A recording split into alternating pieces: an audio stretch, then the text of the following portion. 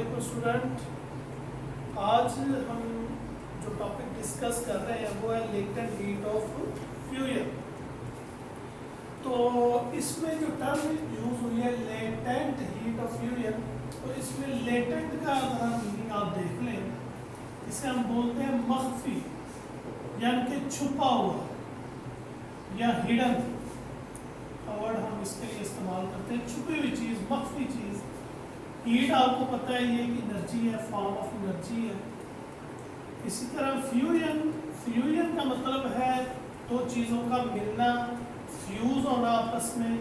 और यहाँ पर फ्यूजन से मुराद मेल्टिंग भी है। अब दो चीज़ें से मुराद यहाँ पर जो फ्यूजन का मैं ले रहा हूँ उसमें ये है लेटेंट हीट ऑफ फ्यूजन में कि अगर कोई सब्सटेंस है और वो चेंज हो सॉलिड से लिक्विड स्टेट में, किस स्टेट में? सॉलिड से लिक्विड स्टेट में वो चेंज हो बाय एडिंग ऑफ हीट। यानी कि ये जो फ्यूजन है, फ्यूजन तब होगी जब हम हीट देंगे और वो हीट जब उसे मिलेगी तो वो सॉलिड से किधर चेंज हो जाए? लिक्विड में। तो इसमें जरा दो तीन टर्म है, इसे आप देखते हैं। सबसे पहले आता है मेल्टिंग और फ्यूजन। मेल्टिंग कब होती है, फ्यूजन कब होता है? मेल्टिंग या फ्यूजन जब कोई सॉलिड को हम हीट प्रोवाइड करें और वो किस में चेंज हो जाए? लिक्विड के अंदर। तो उसकी डेफिनेशन जो है वो यहाँ पर पेज 178 पर मेंशन है। When a substance is change from solid to liquid state by adding heat, the process is called melting और फ्यूजन। ये एक आपकी डेफिनेशन होगी। अच्छा, उसके बाद नेक्स्ट पॉइंट आता है फ्यूजन पॉइंट या मेल्टिंग पॉइंट भी से हम बोलते हैं, और मेल्टिंग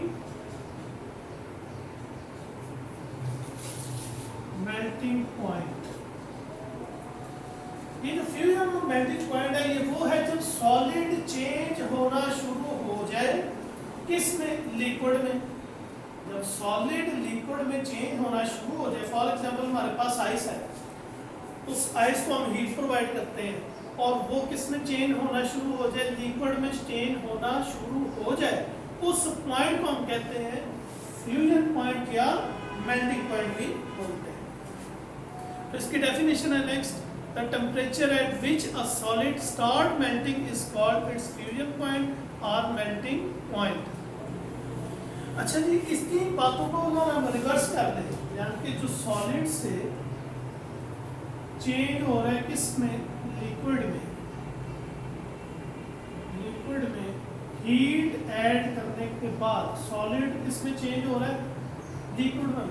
अब ये उल्ट प्रोसेस भी हो सकता है, लिक्विड को हम किस में चेंज कर दे? सॉलिड में। मिसाल के तौर पर आप गर्मी, आजकल गर्मी आ रही है, तो इसमें आप देखिए कि पानी आप रखते हैं फ्रीजर के अंदर, आइस ताकि वो आइस बन जाए, बर्फ बन जाए, तो वो लिक्विड किस में चेंज हो रहा होता है? सॉलिड में। यानी कि हम उससे हीट जो है वो ऑब्जॉर्व कर ली जाए, लिक्विड्स को जब कूल डाउन किया जाएगा तो किस में चेंज हो जाएगा? सॉलिड में। तो इस प्रोसेस को हम क्या बोलते हैं? Freezing point. क्या बोलते हैं?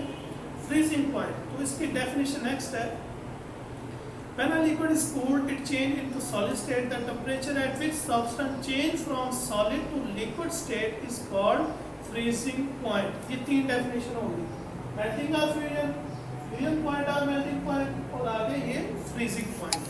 However, the freezing point of a substance is same as its melting point। अब हम इसकी डेफिनेशन के ऊपर चलते हैं। तो डेफिनेशन के ऊपर ये है कि जब हम हीट प्रोवाइड करें, लेटेंट हीट ऑफ फ्यूजन को हम रिप्रेजेंट करते हैं HF के साथ। हम हीट प्रोवाइड करते हैं, ये हीट को हम Q से रिप्रेजेंट कर लेते हैं, F रिप्रेजेंट कर रहे हैं लेटेंट हीट ऑफ फ्यूजन को। यूनिट मास को अगर हम देते हैं हीट, तो वो सॉलिड को किस में चेंज कर देगा? लिक्विड में। m इधर डिवाइड हो रहा है तो इधर आके क्या हो जाएगा? Multiply f। अच्छा जी, इसके अब डेफिनेशन पे देखें, हीट एनर्जी रिक्वायर्ड, ये heat energy required to change unit mass, this unit mass of a substance from solid to liquid state at its melting point without change its temperature, बगैर temperature change किए। अब ये जो term है ना बगैर temperature change किए, ये मैं आपको एक्सपेरिमेंट में बताता हूँ ये क्या है, कब ये टेम्परेचर चेंज नहीं होगा। Is called its latent heat of फ्यूल, it is denoted by HF। ये आगे आ गया। Ice change at 0 degree Celsius, आपको पता है आइस चेंज होती है 0 डिग्री से किसमें, वाटर में। लेटेंट हीट ऑफ फ्यूजन जो उन्होंने दी हुई है वो दी हुई है 3.36 multiply 10 power 6 joule kilogram inverse. क्योंकि ये देखना है हीट का यूनिट क्या है, जूल, और मास का यूनिट क्या है, किलोग्राम। तो जब इसे हम ऐसे लिखते हैं किलोग्राम, ऊपर जाके क्या हो जाएगा, इनवर्स। तो लेटेंट हीट ऑफ फ्यूजन का जो यूनिट बन गया जूल किलोग्राम इनवर्स। इसका मतलब ये हुआ कि मेरे पास अगर 1 किलो आइस है, 1 किलो आइस है, उससे मैंने लिक्विड में चेंज करना है, यानी कि वाटर में चेंज करना है, तो मुझे कितनी हीट उससे प्रोवाइड करनी पड़ेगी, 3.36 × 6 जूल किलोग्राम इनवर्स में उससे दूंगा तो वो उसमें चेंज हो जाएगा। अब इसे हम एक्सपेरिमेंटली देख लेते हैं।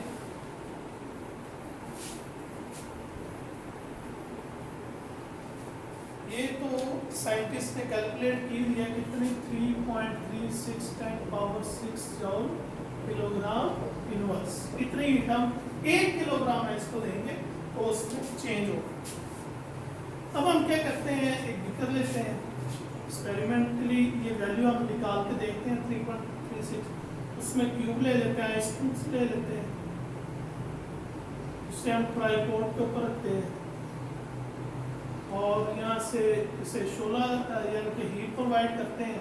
तब इसे हीट प्रोवाइड करेंगे, आपने पहले टेम्परेचर और थर्मामीटर रख के इसका टेम्परेचर चेक कर लेना है, फिर इसे हीट प्रोवाइड करेंगे। ये आइस सॉलिड से लिक्विड यानी कि मेल्ट होना स्टार्ट हो जाएगी। तो ग्राफिकली इस चीज़ को हम देखते हैं कि इसमें चेंज कितना आता है। यहाँ पे कर देते हैं, यहाँ हम टाइम ले लेते हैं, या हम टेम्परेचर ले लेते हैं। फर्स्ट करें आइस का जो इनिशियल टेम्परेचर था वो था 30 डिग्री, मतलब कि -30, -20, -10, फिर 0 एंड अप टू ये 100 यहाँ पे। क्या टाइम आपका आ जाएगा 2, 4, 6, 8 एंड सो ऑन। तो ये जो ये लाइन रिप्रेजेंट कर रही है, ये तो कर रही है -30 से 0 तक आ गया। जब 0 तक आएगा तो फिर ये टेम्परेचर कांस्टेंट हो जाएगा। चूंकि जब 0 पे आएगा तो आइस सारी की सारी मेल्ट नहीं होगी, लिक्विड में चेंज नहीं होगी, यानी कि मिक्सर होगा, आइस होगी, लिक्विड होगा, थोड़ा सा मुकम्मल चेंज नहीं होगा। लेकिन जब ये जाएगा 0 डिग्री पे पहुंच जाएगा, ये 0 पे जब पहुंच जाएगा, फिर ये कंप्लीटली जब तक लिक्विड में चेंज नहीं ना हो जाएगा, इसका फर्दर टेम्परेचर नहीं इंक्रीज होगा। 0 डिग्री पर आइस मुकम्मल चेंज होगी किसमें, लिक्विड में। और वो जो डेफिनेशन के अंदर बात थी कि without change in its temperature, बगैर टेम्परेचर चेंज किए, यहाँ पर बगैर कोई टेम्परेचर चेंज किए आइस 0 डिग्री से मुकम्मल किसमें जाएगी, लिक्विड के अंदर, वाटर के अंदर जाएगी। यहाँ पर वो जो टर्म इस्तेमाल हुई थी डेफिनेशन के अंदर, heat energy required to change unit mass of a substance from solid to liquid state at its melting point without change in its temperature, यहाँ पर टेम्परेचर चेंज नहीं होगा।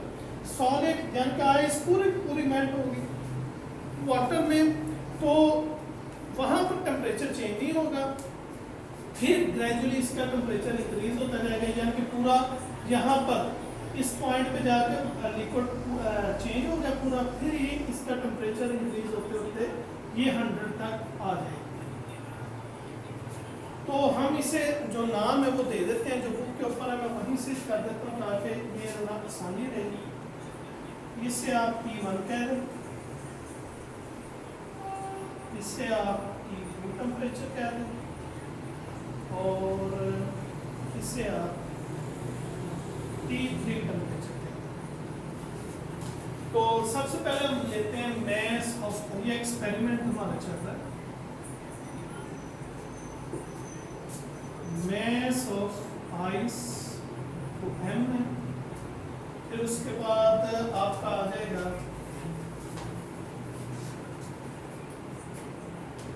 Time taken by ice to melt 0 degree Celsius. तो 0 degree Celsius पे आने के लिए T2 में से हम क्या माइनस कर देंगे, T1। इसे हम रिप्रेजेंट करेंगे TF से, T2 माइनस T1। फिर उसके बाद आ जाएगा time required to change 0 degree Celsius to 100 degree Celsius में चेंज करने के लिए इसे हम T0 से रिप्रेजेंट कर देते हैं। ये यहाँ पर तक तो हो गया लिक्विड, और ये पूरा यहाँ पर टेम्परेचर इंक्रीज हो गया 100 पे चला जाएगा, 100 डिग्री पे। तो T3 में से क्या माइनस कर देंगे हम, T। और जो हीट हम इसे प्रोवाइड कर रहे हैं, टेम्परेचर ऑफ वाटर जो है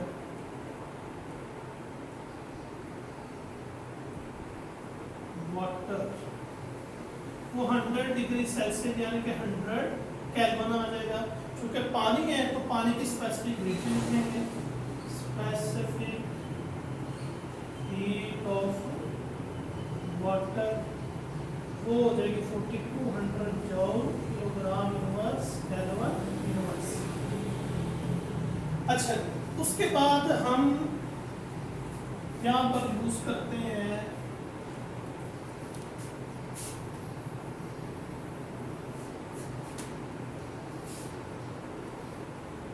heat required to change water 0 degree Celsius to 100 degree Celsius तक चेंज करने के लिए delta Q equal mc delta T का इस्तेमाल करेंगे, क्योंकि हीट का फार्मूला ये है ना स्पेसिफिक हीट का। डेल्टा Q मैस इसका जो है वो m है, C specific heat of water है 4200, और डेल्टा T चेंज टेम्परेचर जो इसे प्रोवाइड हुआ वो है 100। तो ये आ गया हमारे पास m 4200। तो डेल्टा Q इससे m, इसे साइंटिफिक में लिख लें तो यानी कि 42 आगे ये इसके 40 आ जाएंगे, और डेल्टा Q हमारे पास आ गया m 4.2 10 पावर 1 2 3 4 5। चलो अच्छा, ये तो वो हीट आ गई जो हमने प्रोवाइड की, जो 0 डिग्री से किधर गई 100 डिग्री सेल्सियस पर। अब हम आगे चलते हैं, इसमें आ जाएगा रेट ऑफ हीट एब्जॉर्ब, कितनी हीट एब्जॉर्ब हुई। तो उसके लिए आ जाएगा रेट का मतलब टाइम आ रहा है, तो delta Q F delta Q divided by T0। फिर उसके बाद आ जाएगा हीट एब्जॉर्ब इन टाइम, ये तो T0 यहाँ तक हो गया, फिर TF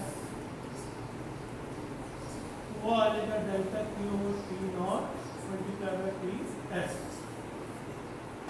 अच्छा, ये जो आपका है T0 और TF, ये यानी कि जब वो 0 डिग्री पर आया यहाँ तक पहुंचा तो वो है TF, और जब वो 100 डिग्री पर पहुंचा उससे नाम दिया गया T0। तो यहाँ पर हम देखेंगे जब वो 0 डिग्री पर आया तो तब उससे टाइम जो लगा ना वो लगा 3.6, मान के यहाँ पे मैं लिख देता हूँ 3.6 मिनट लगे।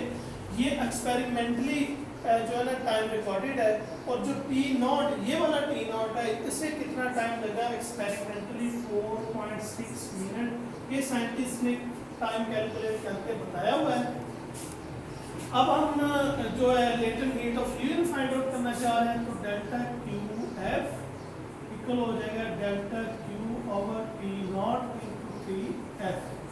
डेल्टा क्यू एफ का फॉर्मूला क्या है, एम एच एफ, ये हमने शुरू में यहाँ पढ़ा था, मैंने उसे रेज किया, इक्वल डेल्टा क्यू की वैल्यू हमारे पास कितनी आई है, ये एम 4.2 10⁵, टी एफ की वैल्यू जो है वो यहाँ से आप ले रहे, कितना टाइम लगा 3.6, और दूसरा टाइम इसका है 4.600 डिग्री सेल्सियस को पहुँचने के लिए कितना टाइम लगा, एम से कट गया, तो एच एफ इक्वल 4.2 को 4.2 मल्टीप्लाई 10⁵ को मल्टीप्लाई करना हमने 3.6 से, तो डिवाइड करना 4.6 से, तो ये आ गया 32869.5.6। तो इससे अगर आप साइंटिफिक नोटेशन में लिखने, पॉइंट इधर आएगा 1 2 3 4 5 3 2 8, तो ये 5 टाइम्स पॉइंट इधर आएगा 695 10⁵ आ जाएगा। तो ये अगर आप राउंड ऑफ करना चाहें तो 3.8 है, तो 3 और 8 आ गया 10⁵, यानी कि एक्सपेरिमेंटली इसकी वैल्यू आ रही है 3.38, जबकि जो इसकी एक्चुअल वैल्यू है वो 3.36, यानी कि माइनस का फर्क तो आता है एक्सपेरिमेंट में। तो इससे पता चला कि 1 किलोग्राम आइस को सॉलिड से लिक्विड यानी कि वाटर में चेंज करने के लिए 1 किलोग्राम हमें कितनी उसे हीट प्रोवाइड करना पड़ेगी, 3.36 10⁵। ये सारी कैलकुलेशन आपके ये इस लेटेंट हीट ऑफ फ्यूजन के टॉपिक के नीचे से एक्सपेरिमेंट 8.1 से लेकर ये पेज 179 तक सारी कैलकुलेशन इसकी गिवन है। इसे आपने अच्छे तरीके से प्रिपेयर करना है और याद करना है, ये साथ ग्राफ बनाना है, ये सारी एक्सपेरिमेंटली वैल्यूज, और ये ज़हन में रखना है जब आइस -30 से 0 पे आएगी तब उसे कितना टाइम लग रहा है, 3.6 मिनट, तो उसे हमें रिप्रेजेंट डी एफ से करना है, और जब ये 0 से 100 तक जाएगा तो तब इसे कितना टाइम लगेगा, 4.6 मिनट, और उसे हमने किससे रिप्रेजेंट किया, टी नॉट से। तो इस टॉपिक को बड़े अच्छे तरीके से प्रिपेयर करना है, ये बहुत इंपॉर्टेंट टॉपिक है। Thank you so much.